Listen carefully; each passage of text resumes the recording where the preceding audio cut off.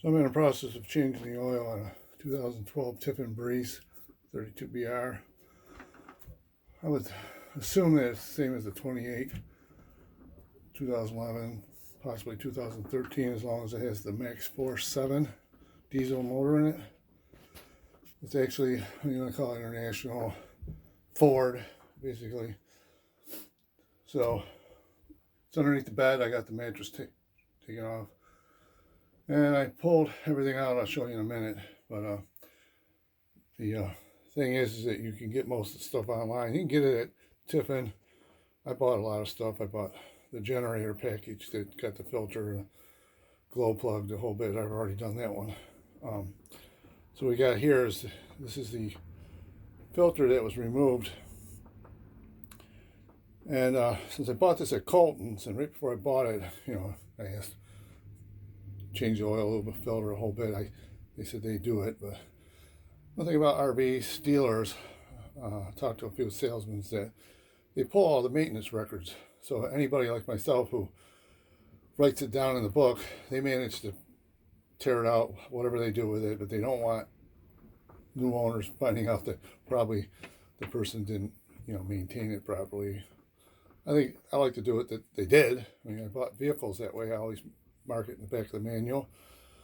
Car dealers don't remove it. It's a good thing. But so I'm assuming this was at Colton's before I bought this 2 years ago. Last year it just sat, the whole, because of the pandemic. I changed a lot of things, but now I'm getting greased it.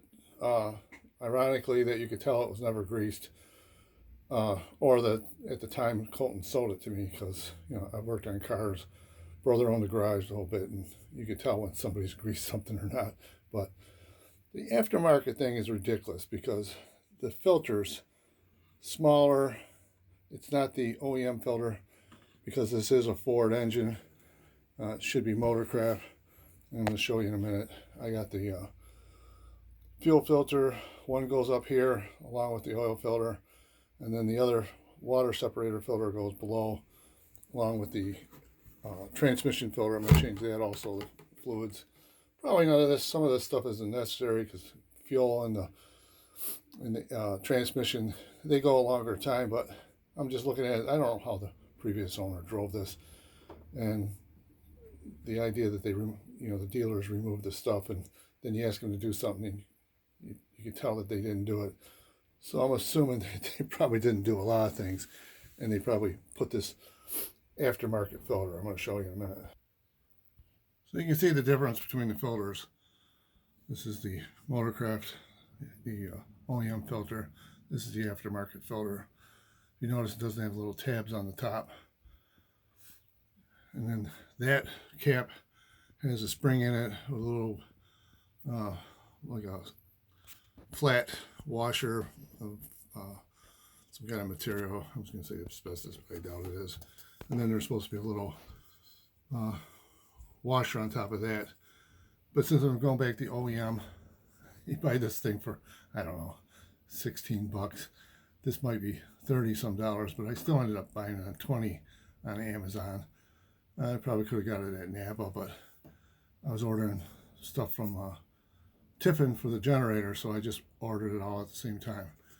So what you get is you get the cap. That's the aftermarket cap.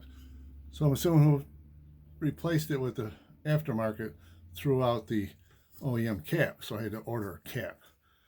And the difference is the cap, you see the little top thing on the OEM filter, it goes inside that hole. So the aftermarket filter cap inside has no place for that. So if I tried to put this on top of that OEM filter, Motorcraft filter, it wouldn't fit. And then the spring and all that inside is unnecessary. They both have on the bottom, they both have a little fabric thing on the bottom. So that actually goes to the bottom. And then when you put the cap on, after you would put it, you'd be putting the spring and all that in the aftermarket one. So once the cap goes on this one, since it goes down and snaps into place, it snaps into place. Once it's back up, voila, they're the same size now. But it's actually a longer filter for the OEM. So I'm going to discard this along with the cap, which they discarded the OEM cap. So I'm assuming if I took it back to a dealer, RV dealer, they'd be putting the cheap one in.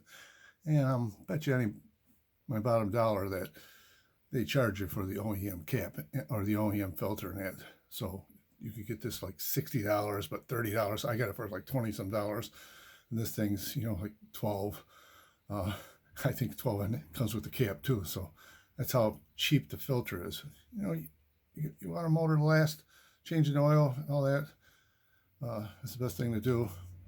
Put the OEM parts back in. This is ridiculous,